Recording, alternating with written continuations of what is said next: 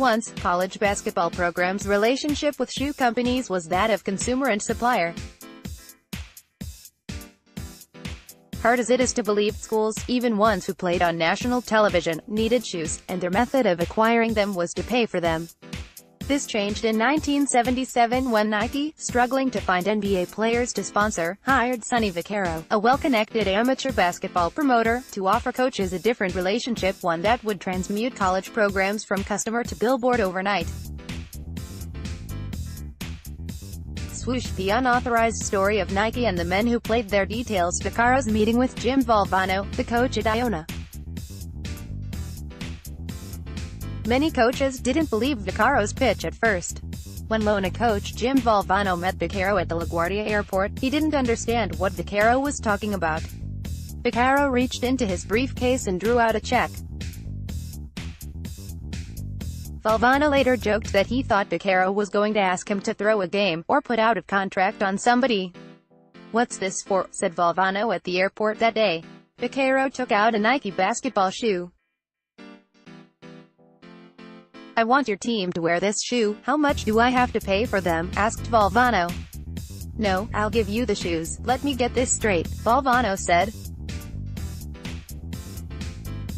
"You want to give me free shoes for my kids and you want to pay me to let you do it." That's right, Vaccaro's gambit took Nike from a niche running company to a national brand.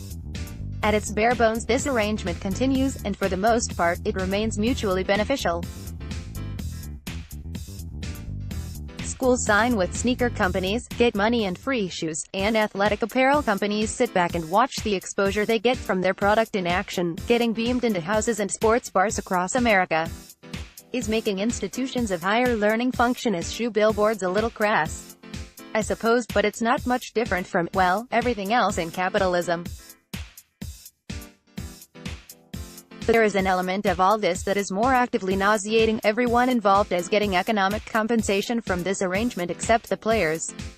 NCAA athletes are expected to operate under the auspices of amateurism, a hastily defined ethic that presumes sports aren't pure if players are getting money for them. Athletes are compensated with scholarships, but not actual money, and they are also barred from plying their trade in any context where they might get paid with cold, hard cash. It's an asinine system that makes 18-year-olds perform labor that creates heaps of profit for what amounts to exposure. But, as we know from the world of drug trafficking, prostitution, or any number of other vices that are made illicit by legislation, capital always creates a shadow economy where there's a demand. Avenues to compensation, lurking in the shallow shadows of the college sports world, be they booster organizations, coaches, or, God forbid, sneaker companies, are available to high-level athletic talents if they want or need them but still want to play for a college program. Avenatti is making a public show of fighting against powerful people and corporations, but he must understand that the actual exploited parties here aren't some random AAU coach and the noble NCAA programs, but the players who generate money and prestige for heaps of people and are denied any compensation. Yesterday, Michael Avenatti, an attention-seeking litigator and loathsome resistance grifter who recently acted like he was going to run for president, was arrested for allegedly seeking to extort up to $25 million from Nike. Avenatti, for his part, claims this is a smokescreen from Nike, who are scared of a lawsuit he is heading up on behalf of an AAU coach who used to work with Nike.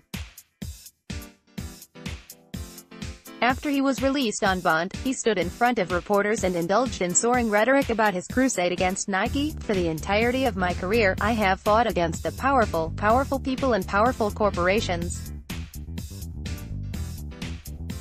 I will never stop fighting that good fight." Then, like all great men of our time, he took to Twitter. Avenatti is referring to the federal government's ongoing investigation of basketball movers and shakers, a show-off prosecutorial action that basically amounts to the Justice Department using its subpoena power and the American public's tax dollars to enforce the NCAA's rules. Avenatti then outed NBA rookie phenom Deandre Ayton. The Phoenix Suns know one pick in the 2018 NBA Draft, as well as Bol, a star freshman at the University of Oregon who recently declared for the 2019 NBA Draft. The Bahamas-born Ayton is the son of a plumber, and famously had to work with his father for a week to earn the $100 to pay for basketball camp as a youngster. Bol was born in Sudan and is the son of former NBA player Manute Bol, who was accused of being a spy in his home country and forced to relocate his family to the U.S. as political refugees. Bol's tireless devotion to his native Sudan, for which he raised millions and where he sent most of his money, often put the family in debt. He passed away in 2010. It stands to reason that Nike, who have a profound financial stake in programs they sponsor winning and in high-level talents signing with them after they jump to the NBA, would arrange payments with players to direct them to programs they sponsor. They wouldn't be the only company or individual who did this. It's against the rules, I guess. But who cares? Avenatti is making a public show of fighting against powerful people and corporations, but he must understand that the actual exploited parties here aren't some random AAU coach and the noble NCAA programs who are doing everything they can to keep their precious institution clean, but the players who generate money and prestige for heaps of people and are denied any compensation. This isn't to say that Nike's grassroots basketball soldiers were, allegedly, playing dirty pool with Ayton and Bol and whoever else out of the goodness of their heart. They did it to make money. But if, in the course of their eternal hunt for profit, Nike accidentally did some work in making up the massive gap between money someone else makes off players and money the players make, then honestly, it's hard to see how this is anything less than a positive outcome for someone litigating the fairness of how college basketball operates.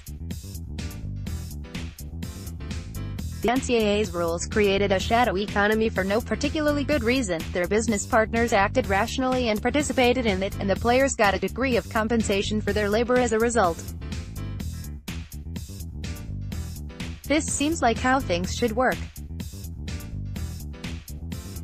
Avenatti sees these fights he takes up, be they on behalf of Stormy Daniels or weird AAU coaches, as a source of grifters' energy, not a fight for justice or whatever the hell he is framing them as. He knows dopey sports fans who've bought in on amateurism will care about him bringing justice to Nike on behalf of the NCAA, so he pursues it. But hassling Deandre Ayton, Bol and their mothers for getting theirs while everyone else was getting paid off their prowess isn't making a stand for the powerful. It's snitching on behalf of an extra-legal cartel that has the whole U.S. government in its thrall.